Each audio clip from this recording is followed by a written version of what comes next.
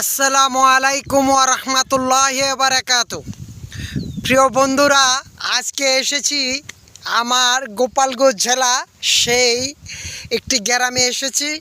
এই গ্রামে এসে পাকা ধানের একটি ভিডিও ধারণ করলাম। দেখে আমার কাছে ভালো লাগতেছে।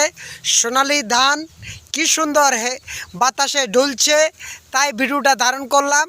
খুবই চমৎকার, দেখতে যেরকম সুন্দর লাগতেছে আমার কাছে ভালো লাগলো, তাই ভিডিওটা ধারণ করে আপনাদের সামনে তুলে ধরলাম।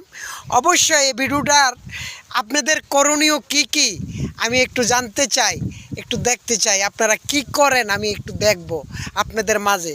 এই সোনালি ফসল, গরিবের কৃষকের হাসির ফসল পাকা ধান এসে পড়েছে আমাদের মাঝে। কিছুদিন পর এটি কাটা হবে ইনশাল্লাহ।